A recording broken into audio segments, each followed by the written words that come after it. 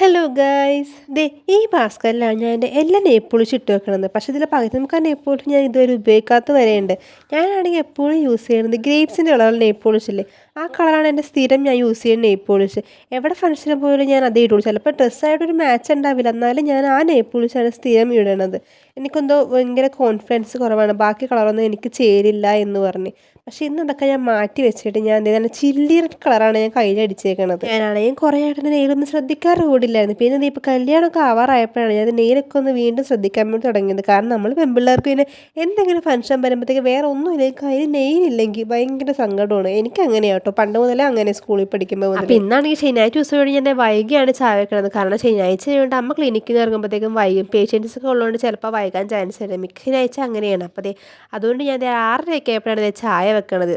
അപ്പോൾ അച്ഛൻ്റെ ചായയുടെ അപ്പം ഉണ്ടാക്കി വെച്ചിട്ടുണ്ട്. ഇതെല്ലാം കഴിഞ്ഞ് അമ്മ ജോലിയിൽ വന്നപ്പോഴത്തേക്ക് നമ്മൾ ബേക്കറിയിൽ നിന്ന് ഈ സാധനം വാങ്ങിച്ചിട്ടാണ് വന്നത്. ഇതിൻ്റെ പേര് എനിക്കറിയാൻ പാടില്ല. ഒരു പ്രാവശ്യം ബേക്കറി കയറിയപ്പോൾ അവിടെ ഇരിക്കണ കണ്ടതാണ്. പക്ഷേ ഇത് മീറ്റ് റോളാണ്. മീറ്റ് റോളിന് ഇവിടെ എഗ്ഗും വെച്ചിട്ടുണ്ട്. പക്ഷേ ഇതിൻ്റെ പേരെന്ന് ഞങ്ങൾക്ക് അറിയാൻ പാടില്ല. ഞാൻ അവിടെ കയറിയപ്പോൾ ഈ സാധനം കണ്ടപ്പോൾ ഒരു പ്രാവശ്യം ട്രൈ ചെയ്ത് നോക്കിയതാണ്. പിന്നെ ഇതെൻ്റെ ഫേവറേറ്റ് ആയി അങ്ങോട്ട്. നിങ്ങൾക്ക് ആർക്കെങ്കിലും ഇതിൻ്റെ പേര് അറിയുമെങ്കിൽ ഒന്ന് കമൻറ്റ് ചെയ്യണം. എന്തായാലും ഇതിൻ്റെ ടേസ്റ്റ് ഒരു രക്ഷയില്ലാത്തതാണ്. എനിക്ക് ഭയങ്കര ഇഷ്ടമാണ്. ഇപ്പോഴത്തെ എൻ്റെ ഫേവറേറ്റ് സ്നാക്ക് ഇതാണ്. നമ്മളിവിടെ എല്ലാ ആഴ്ചയിലും ശനിയാഴ്ച ദിവസമുള്ള മീൻ വാങ്ങിക്കണം. അപ്പോൾ ഇന്നും മീനുണ്ട്. അപ്പോൾ ചൂട് ചോറും ചൂട് മീൻ കറിയും കൊഴുവ വറുത്തതും അയല വറുത്തതും കൂട്ടി അങ്ങ് ഒരു പിടി അങ്ങ് പിടിച്ച്.